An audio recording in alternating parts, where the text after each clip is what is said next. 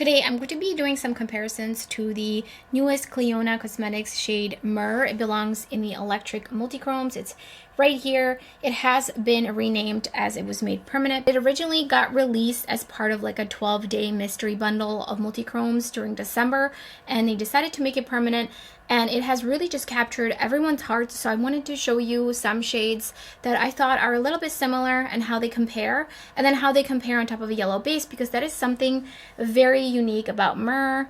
As I tilt the palette, you can really see that bright yellow base to it. So I have these shades to compare. I also have a shade from Beaute Bar, recently de-influenced palette, and then the Insomnia Gel Multichrome from Karla Cosmetics. I also have the loose pigment version of this one, but the gel is much easier to swatch, so I'm just going to use that one. It's the same exact shade. So here is Myrrh. This is how it picks up on the finger. You can see it's very, very smooth, and I do think it has a little bit more of a satin finish, especially once you use it on the lid.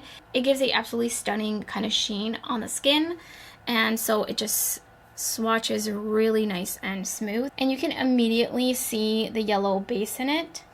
Here is UV from Clionadh, and it is an iridescent multichrome, and that one is also very, very smooth, but you can see it has a more of a purpley tone versus blue straight on. Here is Nomad from Devinah, and I'm not sure if this one is available anymore. I know there's one or two shades from their iridescent multichromes that they discontinued, but this one is very much similar to UV and also very, very smooth.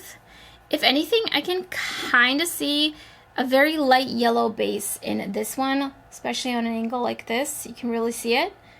So that one is pretty close for sure already. Next is Zero Gravity from Terra, also very smooth, but no yellow base.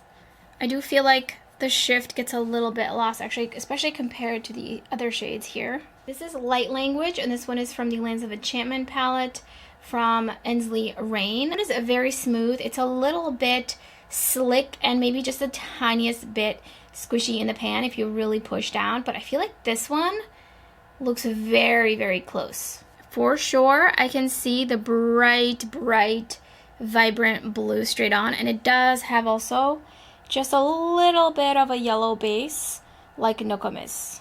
Next up is Digital Zombie. This one is from the recently de-influenced palette from Beaute Bar, and this one picks up quite a bit chunky, and I do think that it has a bit of a white base to it for an iridescent, so I don't think it's truly like completely transparent. Obviously, you can really sheer this one out if you just really pick up a little bit and really buff it out into the skin, but it does just swatch a little bit heavier.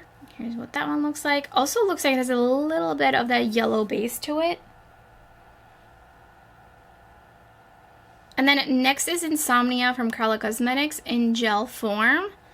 Maybe I see the tiniest bit of a yellow base to this one, like tiny bit, but it's barely visible. And then I did just want to show you this comparison. I'm not going to be including it in the arm swatches. Pharaoh's Crown from Quicksand Cosmetics, and here's Myrrh.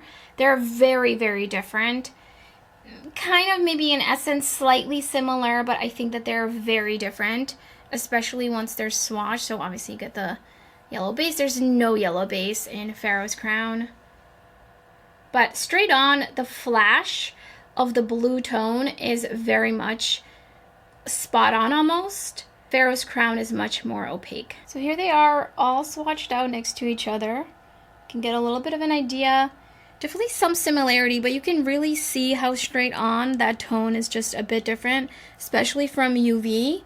It's actually more similar to the Lands of Enchantment, to Nokomis, and a little bit to Digital Zombie. That one just has a lot of the white base in it. Same order as before, but over a yellow base now.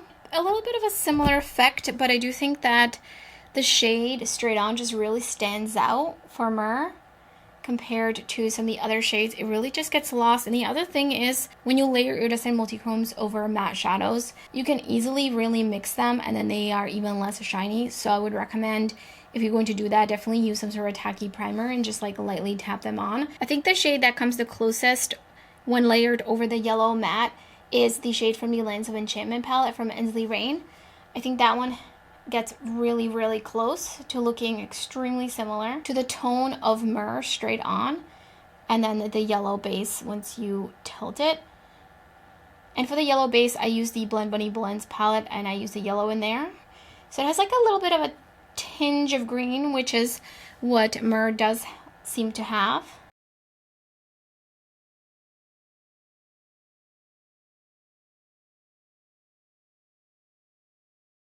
So that's my exploration on showing you how Myrrh compares to other iridescent multichromes that I thought would definitely be similar on top of a yellow base, but surprisingly not. The tone is just a very, very particular.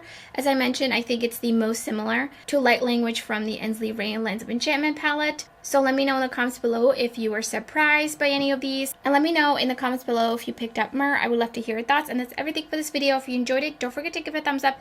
And thank you so much for watching. I hope to see you next time.